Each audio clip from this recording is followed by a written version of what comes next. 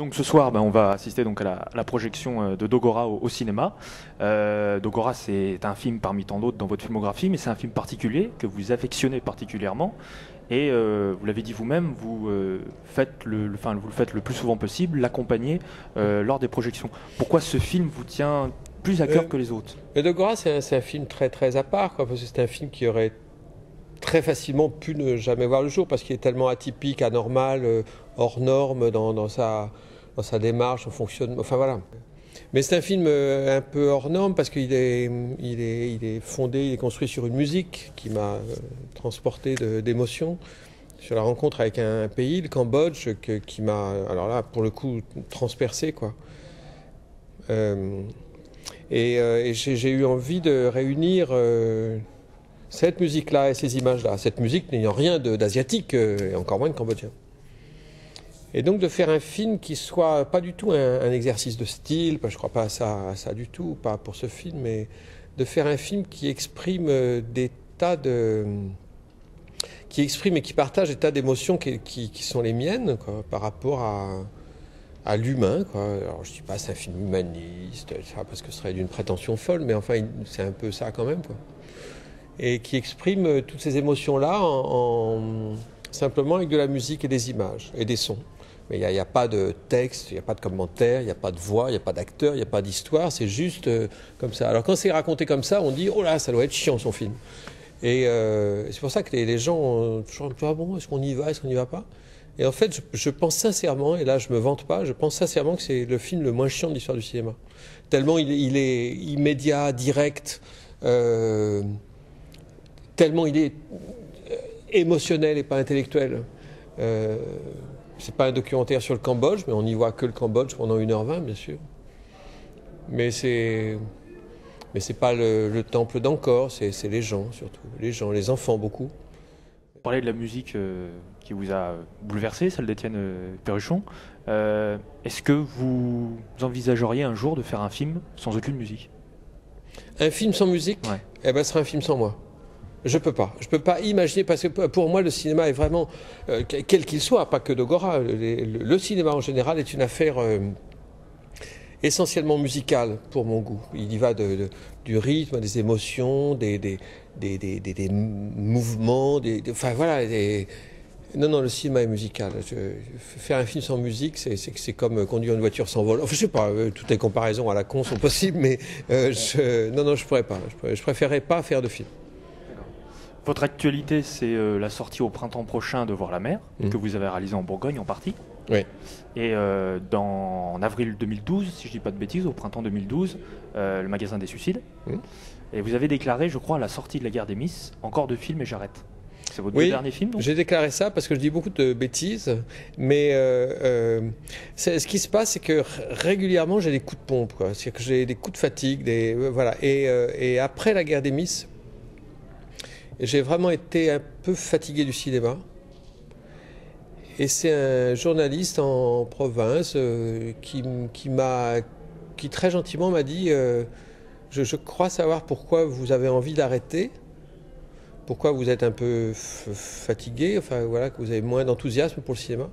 C'est parce que vos derniers films ne sont pas très personnels. Et il m'a dit ça très, très calmement, pas du tout de manière agressive, nullement.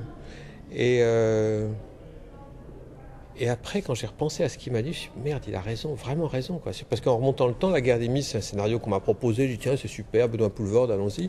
Avant, c'était Mon meilleur ami, qui était un film que j'ai adoré faire, c'est pas la question, mais qui n'était pas un sujet, une idée à moi. Avant, c'était Les Bronzés 3. Bon, c'est un succès énorme, ok, mais c'est un film très collectif. Donc, dans ces films-là, où est-ce que j'étais vraiment dans ces films-là, je le savais pas trop, quoi. Je l'étais dans ma passion du cinéma, mon goût à faire des films, mais dans des histoires vraiment perso, enfin voilà. Et cette petite phrase de ce journaliste en province est restée dans un coin de mon crâne et je me suis dit oui, c'est vrai, ça doit être ça, il a raison. Et Voir la mer, que j'ai tourné en grande partie en Bourgogne, et à Saint-Jean-de-Luz, parce qu'en Bourgogne, il n'y a pas la mer, c'est un petit film très personnel, comme était Tandem, ou Le mari de la coiffeuse, ou La fille sur le pont, ou ces films-là, quoi, des trucs où vraiment des choses à moi sont exprimées, quoi. Et du coup, quand j'ai terminé le tournage de Voir la mer, Ben, j'ai senti que je n'allais pas m'arrêter de sitôt parce que le goût m'était revenu, quoi. Voilà, c'est comme la fatigue, quoi. D'un seul coup, vous êtes fatigué. Vous avez envie de vous foutre sous la couette, quoi. Puis le lendemain matin, ça va mieux. Ben, c'est ça. Je voudrais avoir votre avis sur la question. Vous êtes un réalisateur dont la majorité des films sont sortis dans les années 80, les années 90. Quel est votre regard actuellement sur l'évolution technologique du cinéma, que ce soit au moyen de sa production ou de sa diffusion? Le 3D est en train d'envahir les salles, les écrans plats, les caméras sont de plus en plus perfectionnées technologiquement.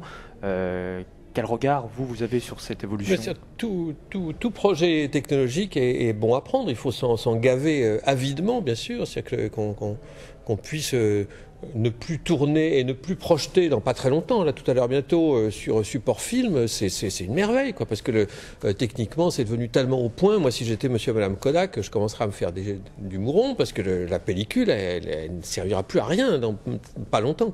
Et il s'agit surtout pas de se dire oh là là, quel dommage, c'était tellement mieux avant, quoi. C'était mieux avant quand c'était en noir et blanc, muet, que ça faisait. Bah non, le cinéma est un art, une industrie, une technologie, et ça évolue. Et je ne connais aucune évolution du cinéma qui soit navrante. Sauf quand, par exemple, on s'est dit, tiens, on va faire du cinéma odorant, gratter, vous aurez une odeur de chaussettes. Enfin, là, c'est un peu sot, quoi, bien sûr. Mais le relief, c'est formidable. Le relief, c'est formidable. Et je ne pense pas, sincèrement, que le relief soit formidable que pour Avatar. Le relief va être formidable quand il sera maniable. Pour l'instant, c'est une usine à gaz, c'est un bin, c'est pas possible. Donc on ne peut pas tourner un film de André Téchiné en relief, c'est entendu. Mais si on pouvait, je dis André Téchiné ou n'importe qui, voilà. Tiens, alors parlons d'un film actuel. Si on regardait Les Petits Mouchoirs en relief, on se dirait aujourd'hui, bon, à quoi ça sert de mettre des lunettes pour voir les petits mouchoirs? Mais il y a un tel... on est avec, quoi, d'une manière inouïe, quoi. Donc on n'est pas obligé de voir que Avatar en relief. Le relief, c'est un truc super. Et si, dans un avenir X ou Y, la technologie du relief est aussi légère que la technologie du cinéma actuel, si on peut tourner facilement en relief, et si tous les films sont en relief, je trouve ça extra, quoi.